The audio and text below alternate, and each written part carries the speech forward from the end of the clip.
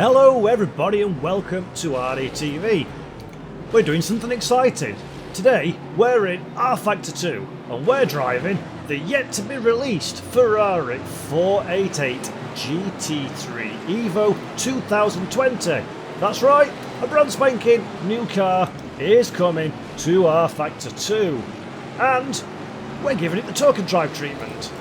So we're at Silverstone. We've got AI on, I think, around 100%, and we're going to give this exciting new car a little bit of a spin, hopefully not a literal spin, and talk about what's coming to rFactor 2 on Wednesday the 30th of September. So this is the Ferrari 488 Challenge GT3 2020 as it goes by its official title.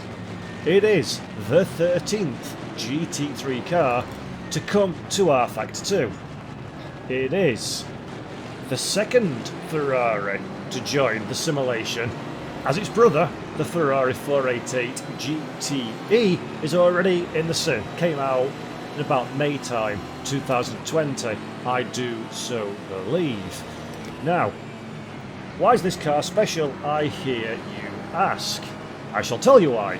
Because it is beautiful in every way, shape and form. It is arguably one of the finest cars to come to rFactor 2, in my humble opinion. If you remember a little while ago, I did a video when GT3s first became a thing in rFactor 2, and at the time I suggested they represented pretty much the finest content in sim racing, and quite a bit of time has passed since I made that video, and I still very much maintain that is the case. I absolutely love the GT3/GTE content in rFactor 2, and I would go so far as to say that potentially this 488 GT3 EVO 2020 is the finest of the bunch. Yes, you heard it right. The best content, in my opinion, in sim racing has just got the best car of said content, and it's coming to the sim on the 30th of September to download as a paid DLC. It is glorious. Now, I said this is the 13th car in the GT3 collection. The 12th car was the Bentley Continental Gt3 2020 that came out just the week prior to this piece of content. Well, that was a free update because the 2017 version of the Bentley was already available within the sim, so anybody who's got the 2017 car gets the 2020 car as a free add-on, which is a very nice touch from Studio 397. But this is the first time Ferrari's been in the GT3 class. It's really exciting, actually, to have a brand like Ferrari, who were traditionally very, very difficult to license for racing sims and only really made an appearance in really big budget projects or the Assetto Corsa series. So it's great news for sim racers in general, and in this particular release, Studio 397 in particular, to see the famous Italian brand making an appearance in more and more racing titles. And the car will retail for around the $495 range, which is very much the going rate for cars in rFactor 2. It comes with, oh, there's a spinner, a radical is off. It comes with 4 liveries. So it's got 4 real world liveries with the car, but of course rFactor 2 is a moddable platform, so no doubt very shortly after release we will see our community stepping up and creating a whole raft of liveries for this beautiful car. It comes in a single configuration, which is the GT3 machine, of which I am driving today. And yeah, quick heads up actually on that front, this is obviously early access.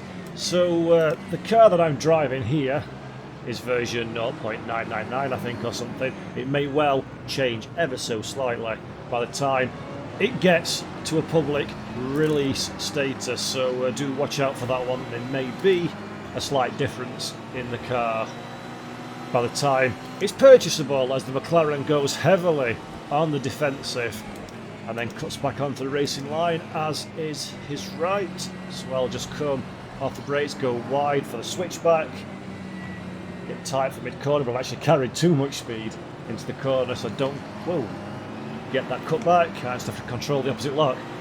So yeah, for me, this is the best looking, the best sounding and the best handling car of the bunch. You can see the detail from the onboard cockpit on this video. It really is a beautiful looking model, is the Ferrari. Really well detailed cockpit, really nice little features, puts you very much in the heart of one of these cars within the sim. But where the Ferrari really stands out, which is always the case in RF2 in my humble opinion, is the force feedback.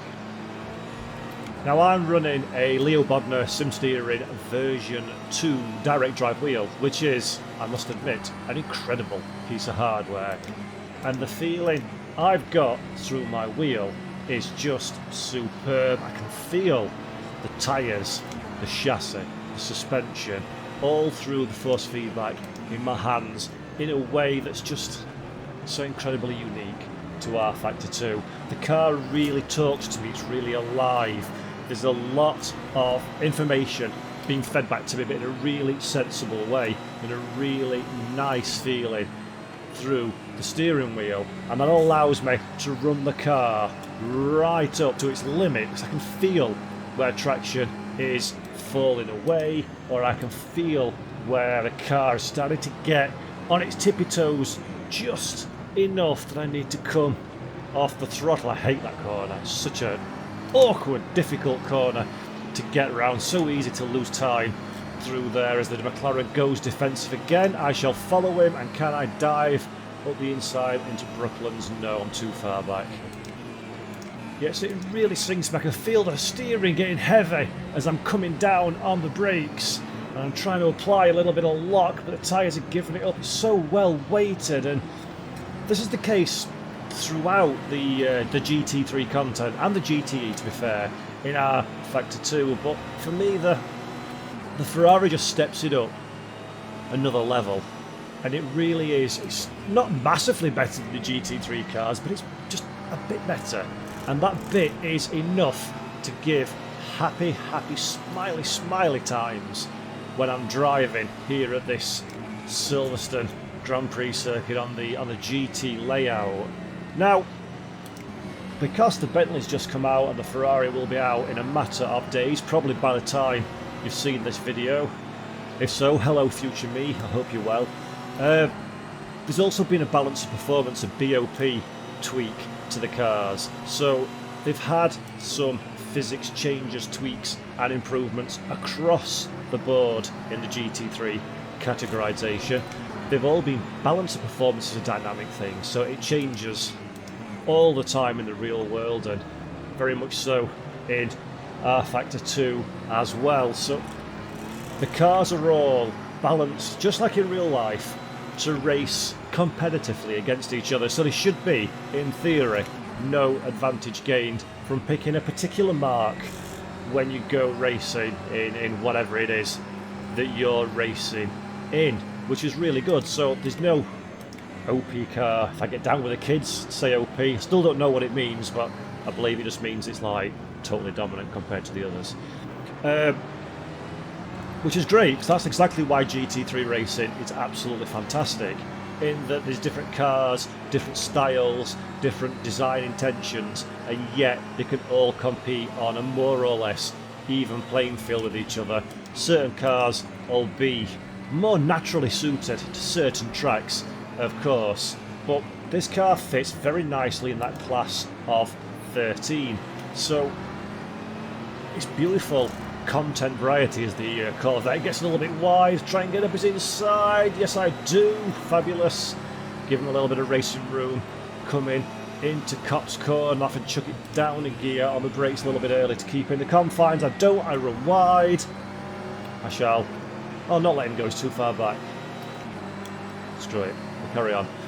Yep, so you've got a real nice collection of different cars now, 13 as I say in total. This Ferrari comes in as a standalone DLC, so it's not part of the GT3 pack that comes in rFactor 2. It is a standalone DLC, $4.95, which to me is well worth the money because it is just a pleasure to drive and to look at and to race against these other cars. Absolutely reminds me why I like rFactor 2 so much when I'm doing something like this. It's just absolutely phenomenal fun, and it's a great balanced car.